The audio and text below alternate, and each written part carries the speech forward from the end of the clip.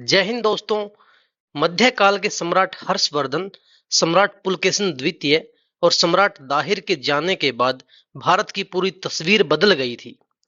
इनके जाने के बाद भारत पर अरब और तुर्कों के आक्रमण बढ़ने लगे। राजा दाहिर की मोहम्मद बिन कासिम के हाथों हार के साथ ही भारत की पश्चिमी दीवार टूट गई थी और फिर आए मोहम्मद गजनवी, जिसके बारे में आज हम पढ़ेंगे। दोस्तों, मोहम्मद गजनवी को मध्यकालीन इतिहास का सबसे बड़ा विध्वंसक और सबसे बड़ा लुटेरा माना जाता है, जिसने भारत पर 17 बार आक्रमण किया था। चलिए पूरी स्टोरी को पढ़ते हैं बिल्कुल अच्छे तरीके से।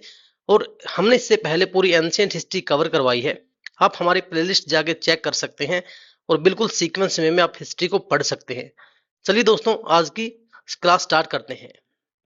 इससे पिछली क्लास में हमने भारत पर हुए अरबों के आक्रमण के बारे में पढ़ा था, जहां पे मोहम्मद बिन कासिम के बारे में हमने देखा था कि कितनी क्रूरता से उसने 6000 से ज्यादा लोगों की हत्या कर दी थी, सिर्फ धर्म परिवर्तन के नाम पर।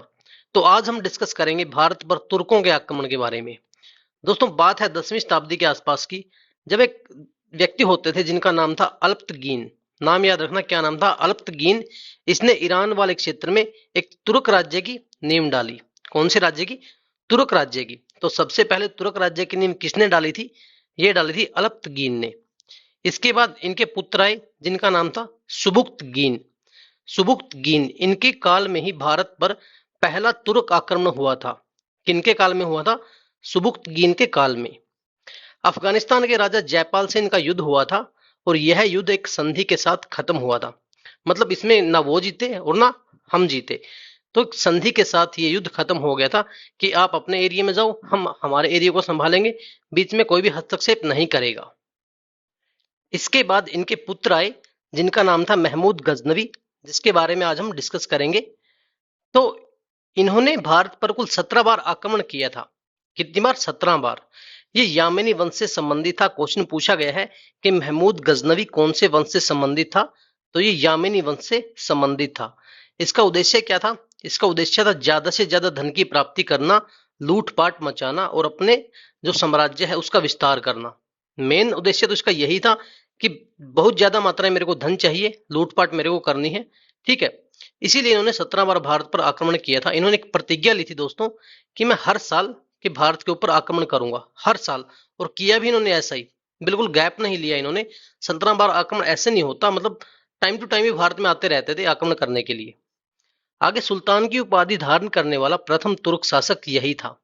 काफी इंपॉर्टेंट है, क्वेश्चन बनता है यहाँ से कि सुल्तान की उपाधि धारण करने वाला सबसे पहला तुर्क शासक कौन था? ये थे मोहम्मद गजनवी। इसके बाद इनकी प्रमुख लड़ाइयों के बारे में देखते हैं। वैसे तो टोटल 17 बार इन्होंने आक्रमण किया भारत के ऊपर, लेकिन जो जो इंपॉर्टेंट है एग्जाम पॉइंट ऑफ व्यू से हम वही डिस्कस करेंगे। तो सबसे पहले दोस्तों जयपाल। ये जयपाल वही है जिनके साथ सुपुतगिन यानी कि इनके पिता ने युद्ध किया था, ये वही जयपाल है। तो 1000 ईस्वी में पंजाब व अफगान के राजा जयपाल पर इन्होंने आक्रमण किया और इसे हरा दिया। किसको? जयपाल को। तो 1000 ईस्वी में किसको हराया? जयपाल को। तो जयपाल को यह चीज बर्दाश्त नहीं हुई कि इनके पिता आए थे, वो हमारा कुछ नहीं बिगाड़ पाए, लेकिन उनके पुत्र ने आके हमें हरा दिया और यहाँ से बिल्कुल सारा का सारा धन लूट कर ये ले जा रहा है। तो ये चीज ना बर्दाश्त करने की वजह से उन्होंने आत्महत्या कर ली। और इसी वजह से गजनवी के इतिहासकारों ने जयपाल को ईश्वर का शत्रु कहा है। ये क्वेश्चन पूछा गया दोस्तों कि ईश्वर का शत्रु किसे कहा गया है इतिहास में, तो ये कहा गया है जयपाल को, क्योंकि उसने सुसाइड कर लिया था, कायरता उसने दिखाई थी। ठीक है, आगे देखते हैं। इसके बाद उनका अगला आक्रमण था अब्दुल फतेह दाऊद के खिलाफ, जो कि मुल्तान के शासक होते थे। अब्दुल फतेह दाऊद, ये सन 1005 ईस्वी की बात है। इन्होंने मुल्तान पर आक्रमण करके इसे जीत लिया था 1005 ईस्वी में। इसके बाद आते हैं, इसके बाद आता है आनंदपाल, जो कि जयपाल का पुत्र था। जिस जयपाल ने आत्महत्या कर ली थी उसी का पुत्र था ये आनंदपाल।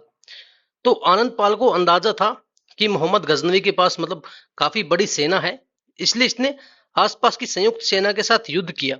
ग्वालियर, कन्नौज, अजमेर और उज्जैन की संयुक्त सेना को साथ मिलाकर इसने युद्ध किया, लेकिन फिर भी आनंदपाल की हार हुई और ये 1008 ईस्वी की बात है। तो 1008 में किसको हराया? आनंदपाल को। इसके बाद अगर बात करें तो इनका जो इंपॉर्टेंट जो आक्रमण था वो था कश्मीर के खिलाफ।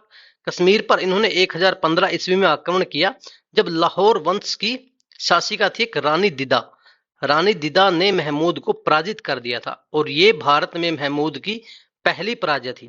ध्यान रखना दोस्तों, किससे हारे थे? रानी दिदा से हारे थे, जो लोहार वंश की शासिका थी, रानी दिदा। आगे 1015 तभी मतलब उसी साल उसने मथुरा और वृंदावन पर आक्रमण किया और उस समय एक अक्षत्रिय शासक थे जिनका नाम था कोक्कल द्वितीय। कोक्कल द्वितीय को उन्होंने पराजित किया था 1015 में ही और पूरी तरह से मतलब मथुरा वृंदावन को पूर्णतः उन्होंने विध्वंस कर दिया था, बिल्कुल खत्म बना दिया था मथुरा वृंदावन को उन्होंने। उसके बाद 1018 ईस्वी में क्या हुआ था? राज्यपाल नामक शासक थे जो पाल वंश के थे। हमने पाल वंश के अंदर भी डिस्कस किया था कि जो राज्यपाल था वो बिना युद्ध किए ही भाग गया था और इसी कायरता को देखकर गुस्से में आकर एक चंदेल शासक थे, कालिंजर चंदेल शासक विद्याधर, उन्होंने साथी मित्रों के साथ मिल करके, साथ के राजाओं के साथ मिल करके उसकी हत्या कर दी थी। किसकी? इसकी, राज्यपाल की। फिर विद्याधर से सामना हुआ किसका? मोहम्मद गजनवी का। लेकिन विद्याधर की इतनी मतलब अपार सेना को देखकर खुद मोहम्मद गजनवी भी घबरा गया था और ये युद्ध मतलब एक संधि के साथ ही खत्म हुआ, इसका कोई परिणाम नहीं निकला। मतलब अपने टाइम के प्रतापी शासकों में से माना जाता था विद्याधर चंदेल उस टाइम पे। इन्होंने महमूद गजनवी को एक टाइप से हरा ही दिया था, लेकिन लास्ट में एक संधि हो गई थी वैसी कि आप अपने एरिया में जाओ, मैं हमारे यहाँ पे रहूंगा, बीच में एक दूसरे कोई दखलंदाजी नहीं करेगा। तो अंत में एक संधि के साथ यह युद्ध खत्म हुआ और युद्ध खत्म होने के बाद गजनवी ने विद्याधर को 15 किले भेंट किए। जो 15 किले उसने गजनवी ने और राजाओं से जीते हुए थे वो उसने विद्याधर को भेंट कर दिए थे। इसके बाद आता है दोस्तों इनका सबसे बड़ा आक्रमण, इनका 16वां आक्रमण जो था सोमनाथ आक्रमण। 1025 ईस्वी की बात है। इस टाइम पे भीमदेव या फिर मूलराज प्रथम यहाँ के शासक होते थे। गुजरात वाले एरिया की बात हो रही है। सोमनाथ मंदिर पर जब उन्होंने आक्रमण किया था और यहाँ से अपार संपत्ति लूट कर और सोमनाथ मंदिर में जो भगवान शिव का मुख्य शिवलिंग था उसके टुकड़े टुकड़े करके उसे गजनी ले गया था। मतलब इतनी संपत्ति यहाँ से लूटी थी और ऐसा भी कहा जाता है कि इस सोमनाथ मंदिर के आक्रमण के समय इन्होंने 50,000 से ज्यादा लोगों की हत्या की थी। 50,000 लोगों की हत्या करके यहाँ से खूब धन लूट के ये वापस गजनी गया था और साथ में क्या ले गया था? जो भगवान शिव के मंदिर का मुख्य शिवलिंग था उसके टुकड़े करके गजनी ले गया था और उसको वहां की जामी मस्जिद की सीढ़ियों पर जड़वा दिया था, जामी मस्जिद की सीढ़ियों पर। तो आगे देखते हैं इसके बाद इन्होंने उपाधि कौन कौन सी ली थी। सबसे पहले गाजी, गाजी की उपाधि इन्होंने ली थी। एक और शासक हुए हैं वो आगे जाके पढ़ेंगे, बाबर। बाबर ने भी गाजी की उपाधि ली थी। गाजी का मतलब होता है विधर्मियों का कत्ल करने वाला। दूसरा बूता किशन। बूता किशन किसको बोलते हैं? मूर्ति भंजक, यानी कि जितनी भी हिंदू मूर्तियां थी उस टाइम पे इसने सारी की सारी मूर्तियों को नष्ट करवा दिया था। जो भी बड़े बड़े मंदिर थे सारे मंदिरों को इसने नष्ट करवा दिया था। और तीसरा सुल्तान, ये हमने पढ़ ही लिया है कि सुल्तान की उपाधि धारण करने वाला प्रथम तुर्क कौन था? वो मोहम्मद गजनवी ही था। उसके बाद काफी इंपॉर्टेंट आता दोस्तों इसके दरबार में कौन कौन से विद्वान रहते थे। अब इनके बारे में एक एक करके डिस्कस करते हैं। सबसे पहले है अल बरूनी। काफी बार ये क्वेश्चन पूछा गया दोस्तों कि अल बरूनी जो थे वो किसके साथ भारत आए थे? वो महमूद गजनवी के साथ 11वीं शताब्दी में भारत आए थे और ये गणित, दर्शन, ज्योतिष और संस्कृत के उच्च कोटि के विद्वान थे। कौन? अल बरूनी। उन्होंने 2 किताबें लिखी हैं। बहुत बार ये क्वेश्चन पूछे गए हैं कि किताब उल हिंद और तारिख ए हिंद किसने लिखी है? ये लिखी है अल बरूनी ने, जो कि मोहम्मद गजनवी के साथ भारत आया था। आगे देखते हैं उतबी। ये उतबी थे, ये भी इनके दरबार में रहते थे, एक विद्वान थे। यह गजनवी का शाही इतिहासकार था। कौन? उतबी। उतबी उतबी को गजनवी ने शाही इतिहासकार की उपाधि दी थी और इन्होंने भी 2 किताबें लिखी हैं, किताब उल यामिनी और तारीख यामिनी। ये किसने लिखी हैं? उतबी ने। इससे पहले अलबरूनी को हमने पढ़ा था, इन्होंने लिखी थी किताब उल हिंद और तारीख हिंद, और उतबी ने लिखी है किताब उल यामिनी, तारीख यामिनी, क्योंकि यामिनी वंश से संबंधित था। कौन? मोहम्मद गजनवी। उसके बाद फिरदौसी, काफी इंपॉर्टेंट है ये भी। इन्होंने क्या लिखा है? शाहनामा, जिसे अफगानिस्तान की महाभारत भी कहते हैं। शाहनामे की रचना किसने की? फिरदौसी ने। और फिरदौसी को पूर्व का होमर कहा जाता था। क्या कहा जाता था? पूर्व का होमर। ये क्वेश्चन पूछा गया दोस्तों। आगे एक और है बैहकी। बैहकी ने लिखी थी तारीख सुबुक्तगीन, जो कि गजनवी के पिता होते थे। तारीख सुबुक्तगीन किसने लिखी? बैहकी ने। और इसको क्या बोला जाता था? पूर्वी पेप्स। पूर्वी पेप्स बैहकी को बोला गया और पूर्व का होमर किसे कहा गया? फिरदौसी को। आगे मोहम्मद गजनवी ने ही सबसे पहले संस्कृत मुद्रा लेख के साथ चांदी के सिक्के जारी किए थे। मोस्ट इंपोर्टेंट, सबसे पहले संस्कृत मुद्रा के लेख के साथ चांदी के सिक्के किसने जारी किए थे? महमूद गजनवी ने।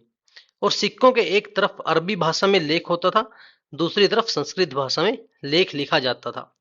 तो मोहम्मद गजनवी का लास्ट जो आक्रमण था वो पंजाब के खोखरों के खिलाफ था, जो 1027 ईस्वी में हुआ था, खोखरों के खिलाफ।